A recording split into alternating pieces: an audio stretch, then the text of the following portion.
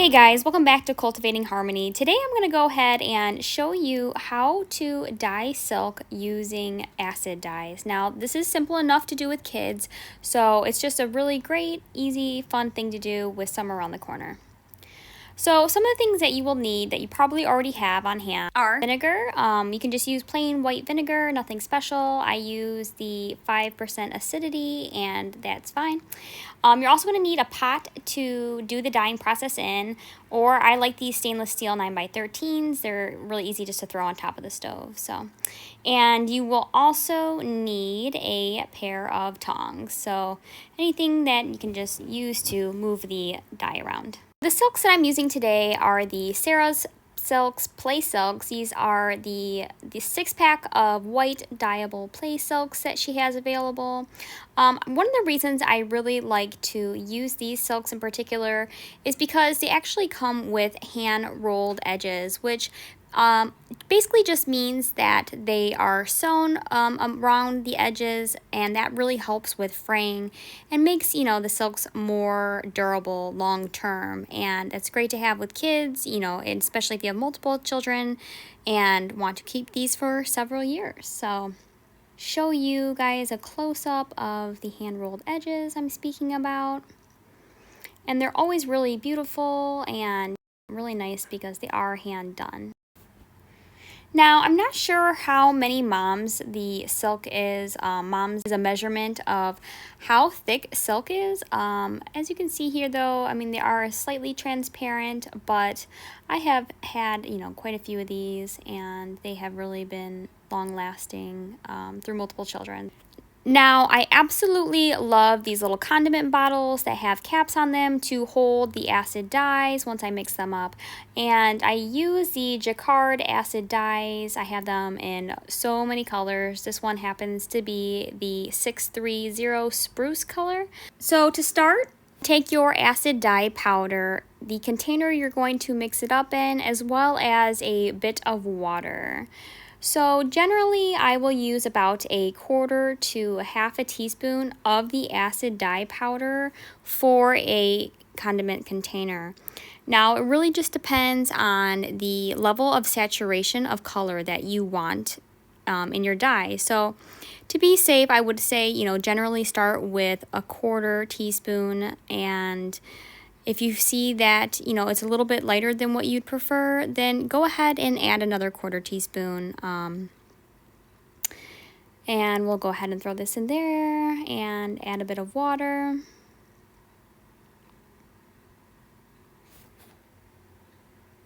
One of the important things to know about the Jacquard acid dyes is to never rely on the color of the powder or the color of your liquid to judge what color it's going to be once you apply it to your silk or other protein fiber. The best bet is to use the color guide that is available to you online by Jacquard, or there is actually a rim around the Jacquard name, and generally that has the most accurate color depiction for each color on the label. Go ahead and give you a closer look here. This is the spruce 630 color. It's kind of hard to see what it looks like right now. It looks pretty dark, but you can see it looks a little olive more than a spruce color. So we have that all mixed up now, and we'll take you to the kitchen.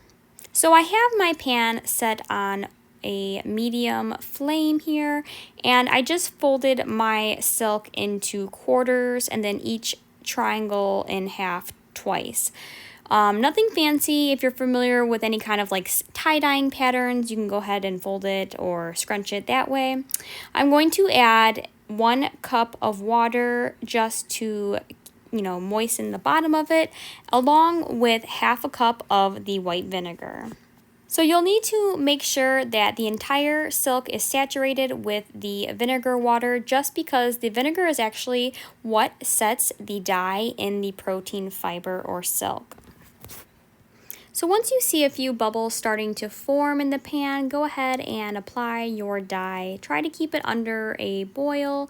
About 200 degrees is great, but you don't need to use a thermometer or do anything exact for it to work out.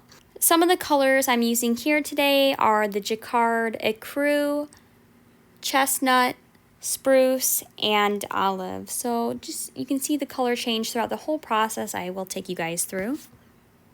Once you think you are happy with the coloring of your silk, go ahead and bundle it up, transport it to a container, and you're ready to run it under cold water just to remove the vinegar smell.